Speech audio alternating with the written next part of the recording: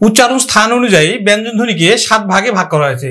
যেমন কণ্ঠ, কণ্ঠনালীয়, তালব্য, দন্ত, দন্তমূলীয়, ওষ্ঠ আর মূর্ধন্য। তো শিক্ষার্থী বন্ধু দেখো, উচ্চারণ স্থান অনুযায়ী ব্যঞ্জন ধ্বনিকে কয় ভাগে? 7 ভাগে ভাগ করা হয়েছে।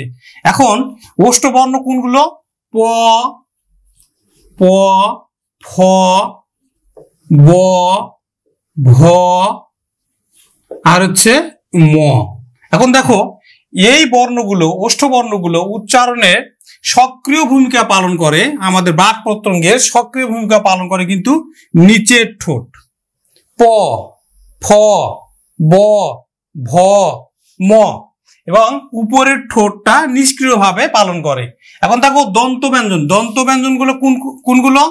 ত, থ, দ আর ধ, দন্ত ব্যঞ্জন। এই দন্ত ব্যঞ্জন উচ্চারণে সক্রিয় ভূমিকা পালন করে কিন্তু জিভের ডগা আর উপরের পাটির দাঁত পিছনের অংশ নিষ্ক্রিয়ভাবে পালন করে। তারপরে দেখো দন্তমূলীয়।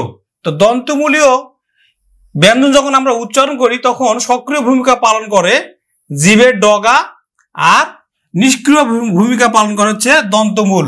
তো দন্তমূলীয় বর্ণগুলো কোনগুলো? সরল ন, সরল ন, তার মানে দন্ত স, দন্ত স, র, ল আর দন্ত ন, সরল ন, দন্তমূলীয় বর্ণ। মূর্ধন্য বর্ণ, মূর্ধন্য বর্ণ কোনগুলো? ট, ঠ,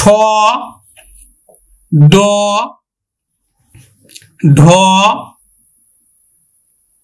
ডয় বিন্দু র আর ঢয় বিন্দু র। এই কয়টি মূর্ধন্য বর্ণ। এদের উচ্চারণ স্থান মানে সক্রিয় ভূমিকা পালন করে কোনটা? জিভের ডগা আর নিষ্ক্রিয় ভূমিকা পালন করে দন্তমূলের পিছনের অংশ অর্থাৎ মূর্ধা। তারপর দেখো তালব্য। তালব্য ধ্বনিগুলো কি? চ, ছ, বর্গীয় জ, ঝ, ঝ আর তালব্য স নিজেই বলতেছে আমি, তালব্যতে উচ্চারিত হয়। তারা সক্রিয় ভূমিকা পালন করে জিভের সামনের অংশ আর নিষ্ক্রিয় ভূমিকা পালন করে শক্ত তালু। কণ্ঠ, কণ্ঠ বর্ণ কোনগুলো? ক, খ, গ, ঘ আর উ, উ। এদের বাক প্রত্যঙ্গের সক্রিয় ভূমিকা পালন করে জিভের পেছনের অংশ আর নিষ্ক্রিয় ভূমিকা পালন করে নরম তালু। আর কণ্ঠনালীয় বর্ণ একটি, সেটি হ। কণ্ঠনালীয় বর্ণ একটি, হ। ধ্বনিদ্বারের দুটি পাল্লা সক্রিয় ভূমিকা পালন করে আর নিষ্ক্রিয় ভূমিকা পালন করে ধ্বনিদ্বার। নমস্কার।